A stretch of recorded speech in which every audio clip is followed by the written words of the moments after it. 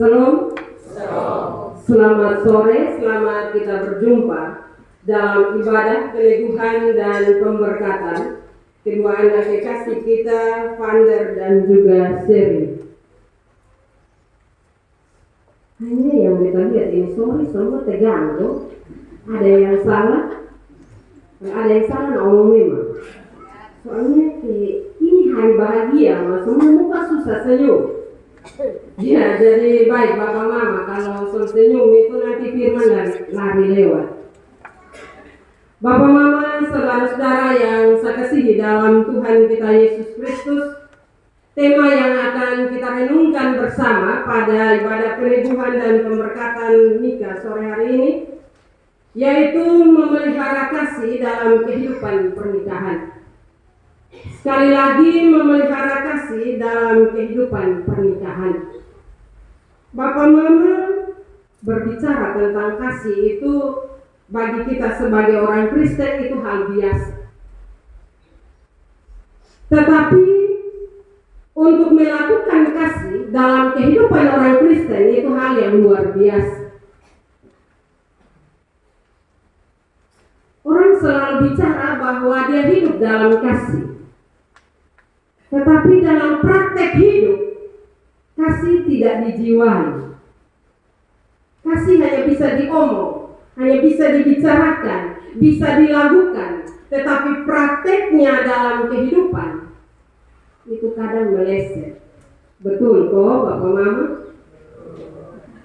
Bapak Mama, pernikahan zaman sekarang ini sangat jarang kita dengar terjadi karena paksaan atau dijodohkan oleh orang tua.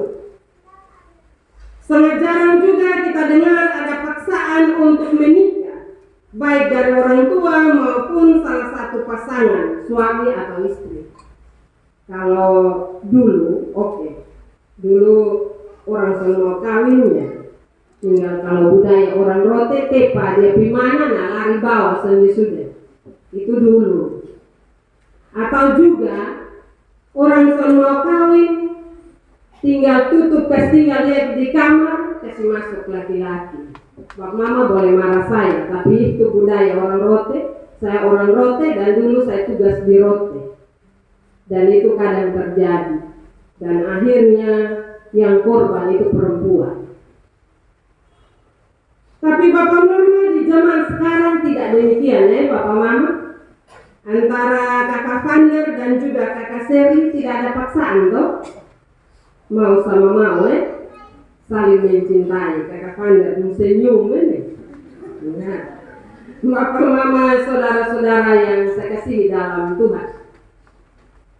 Kalau tidak ada paksaan antara seorang laki-laki dan perempuan, terutama untuk kakak Vander dan juga kakak Seri, maka pendeta mau tanya, mungkin ini sudah ditanyakan dalam pranikah, tapi pendeta mau tanya dan pendeta harap dijawab dan didengar oleh saksi, orang tua dan juga semua keluarga.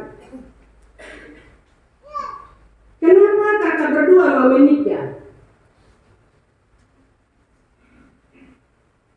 Jangan kompromi.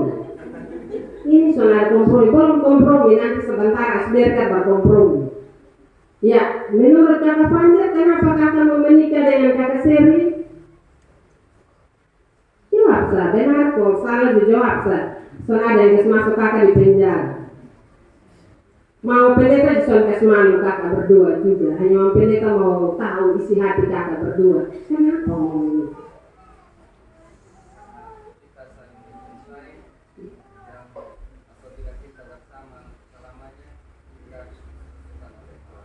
Oke, kakak Seri, kenapa kakak mau menikah? Jangan bilang sama. Kalau bilang sama, pendeta marah. Pendeta di perempuan soal boleh ikut, laki-laki bilang A, ketemu bilang A, tidak. Silakan kakak Seri. Bagaimana? Karena sudah cocok. Ya, baik. Terima kasih. Itu Bapak Mama semua sudah nyar. Bapak Mama, namun kita mau kasih tahu kakak berdua bahwa seseorang kalau mau menikah, dalam iman percayanya kepada Kristus, artinya bahwa dia mau memuliakan nama Allah. Orang menikah karena dia mau memuliakan nama Allah. Karena itu ketika mencemari kehidupan pernikahan rumah tangga yang diberkati oleh Tuhan, maka itu mencemarkan nama Allah. Jadi sekali lagi, orang menikah itu memuliakan nama Allah. Memuliakan nama Allah berarti melakukan hal-hal yang berkenan kepada Allah. Jadi kalau saling menyakiti itu bukan memuliakan nama Allah, kata Fanda.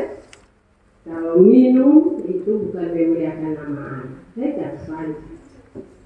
Kata Shirley, kalau membohongi suami itu bukan memuliakan nama Allah. Karena itu jagalah kemuliaan nama Allah dalam kehidupan pernikahan kakak berdua.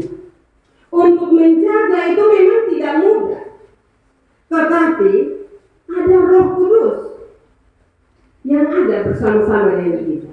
Karena itu hadirkanlah Roh Kudus selalu dalam kehidupan rumah tangga.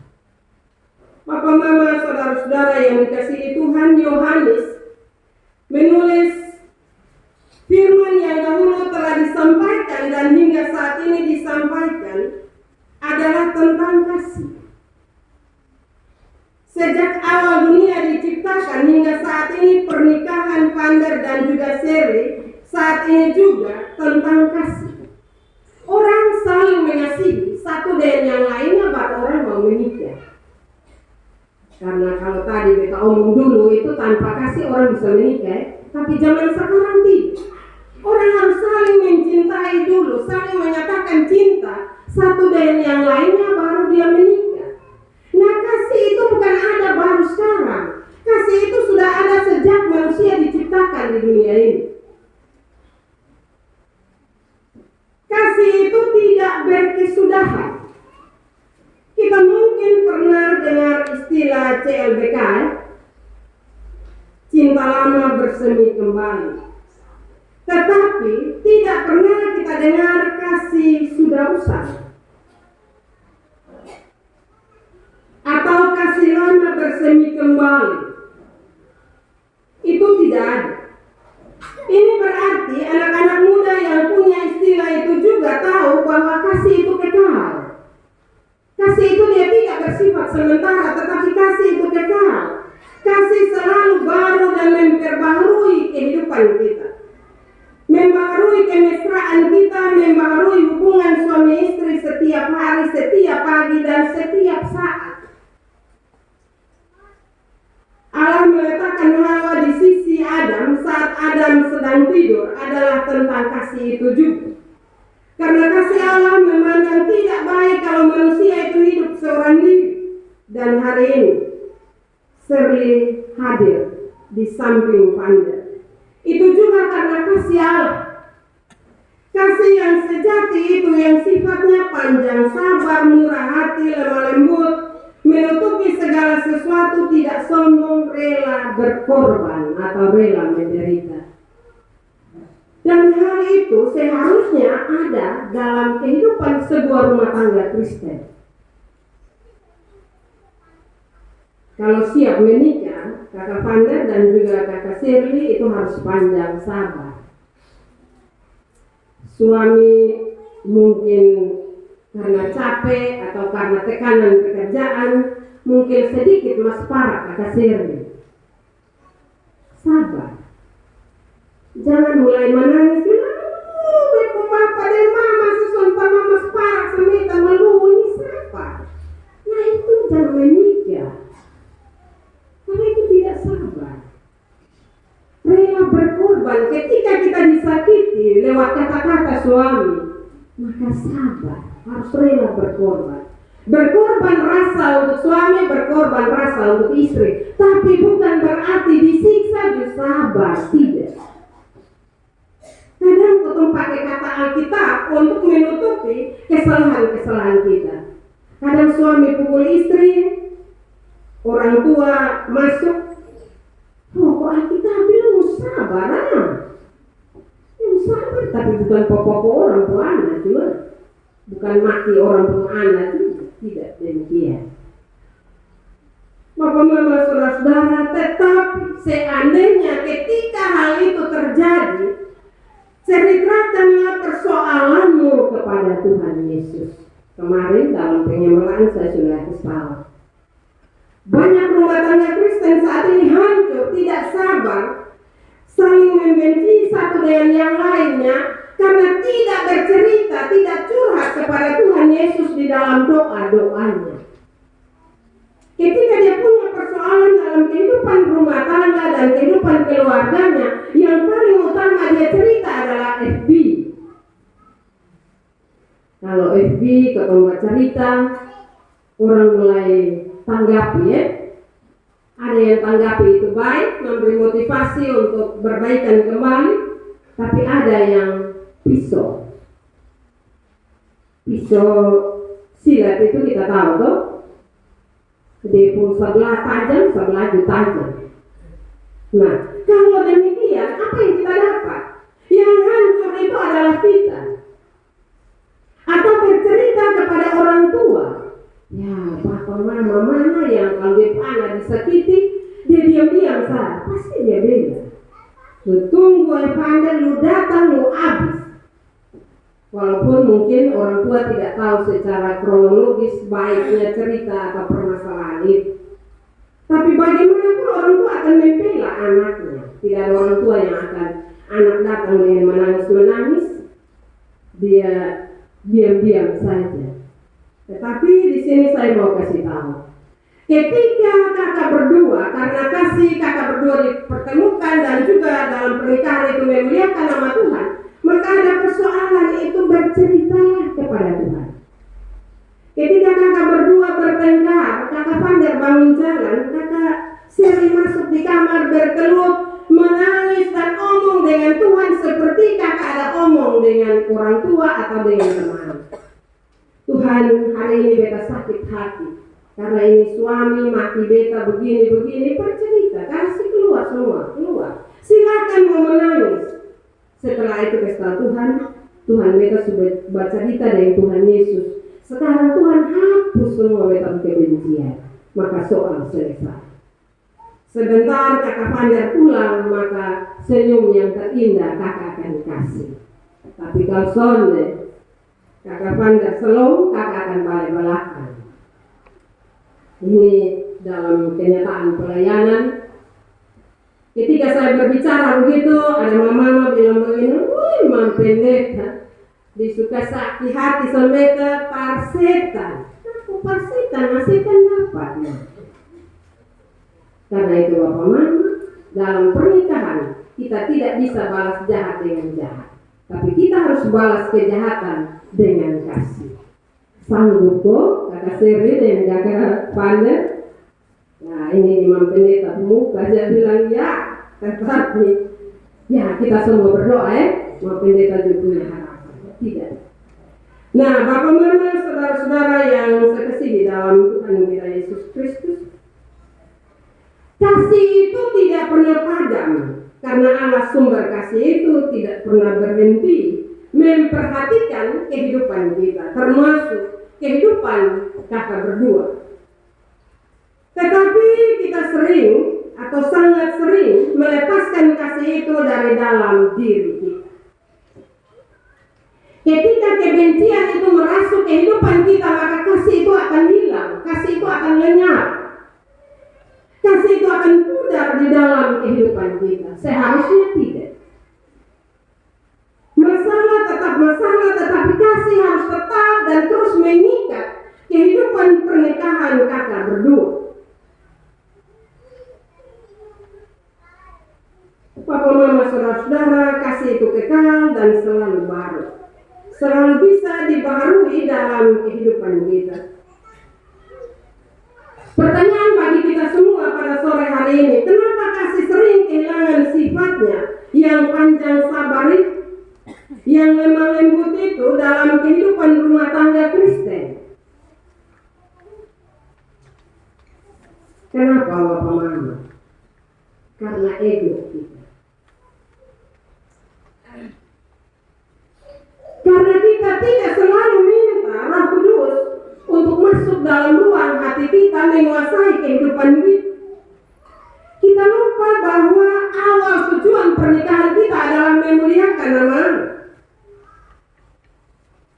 Kalau kita menyadari dan selalu mengingat dan mencatat itu, tujuan pernikahan itu dalam kehidupan kita Bapak Mama, maka pasti kita akan panjang sabar. Ketika istri mungkin salah omong sedikit, biasa bapak pada urut dada, mau marah juga, kita punya istri. Kesadaran itu harus ada dalam kehidupan kita.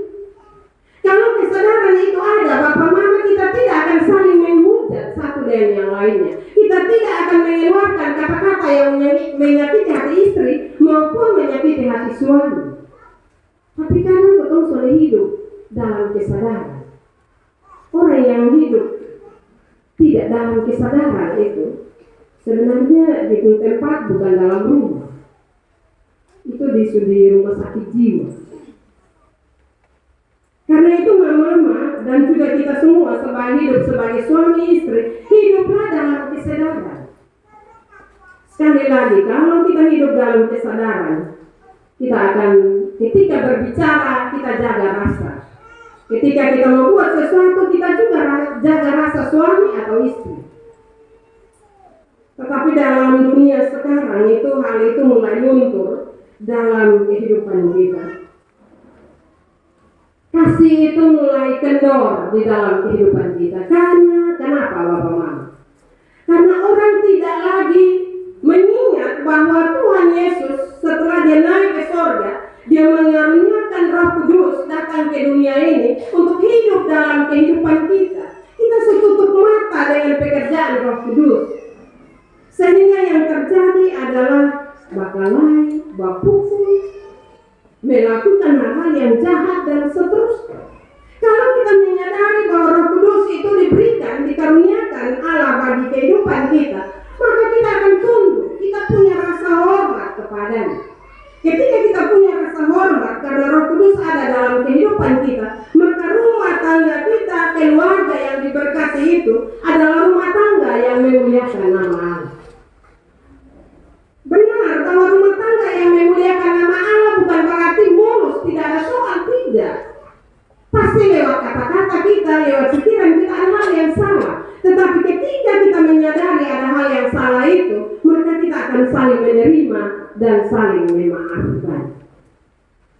Sekarang ini orang bilang dia orang Kristen atau orang yang mungkin setiap hari dia masuk gereja juga. Maka kalau istri buat salah atau suami buat salah, orang bisa omong 7 turunan. Itu orang rote punya istilah. Kalau buat salah sedikit, 7 turunan masuk lubang. Beta soalnya akan kasih maaf. Aku soalnya kasih maaf, tapi soalnya tengah di mana? Karena itu Bapak Mama, kalau ada kesalahan kakak Pander dengan kakak Seli, memaafkan satu dengan yang lain. Pasti kadang kita bilang begini, ya Mang Pendeta, kalau salah yang kecil-kecil bisa kasih maaf, tapi salah yang besar ya bisa. Kenapa soalnya bisa? Pasti bisa. Kakak Pander, seandainya kakak Seri, seandainya dalam perjalanan pernikahan kakak berdua satu orang jalan salah, apakah akan saling menerima atau cerai? Saling menerima. Kakak Pander sama kok, papa dan mama dong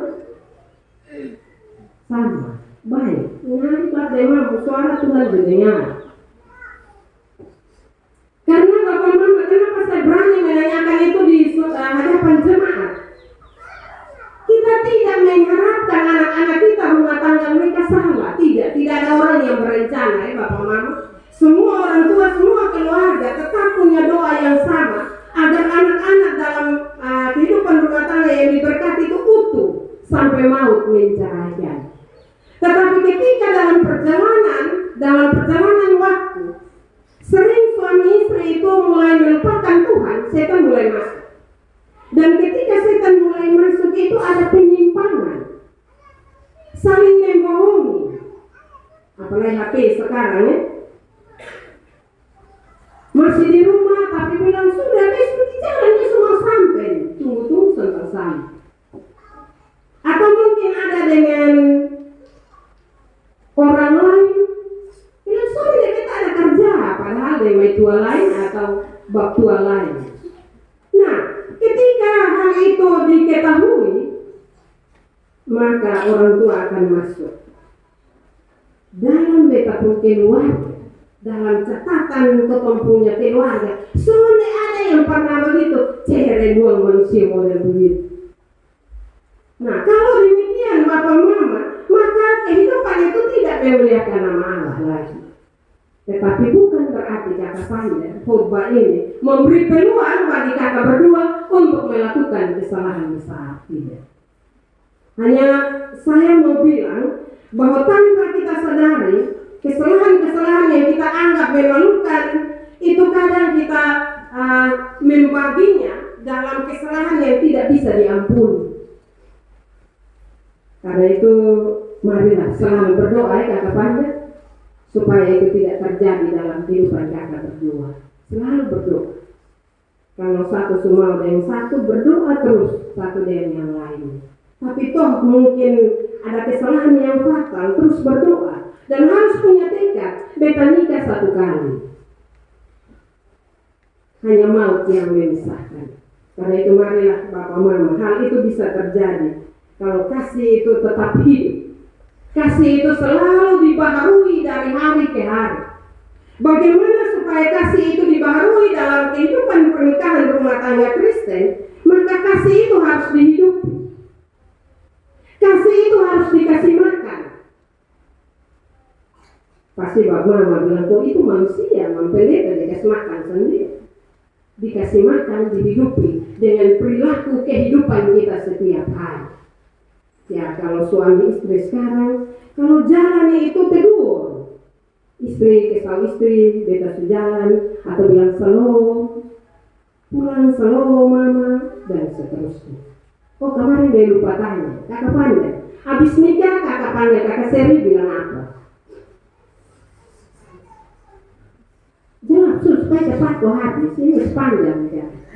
Setelah menikah, ini hari sudah berkati. Kau habis kakak panggil kakak Seri bilang, betul? Atau ini baru buat ini? Betul toh? Kakak Seri? Ya? Panggil saya. Ya. Beta omong nih Bapak Mama, kata orang rote itu susah. Jarang memang ada. Pasti Bapak Mama dong ini main omong ketemu orang rote terus. Beta omong orang rote itu omong beta sendiri. Di rote itu Bapak Mama lepigi beta dengar dong panggil bilang apa? Woi.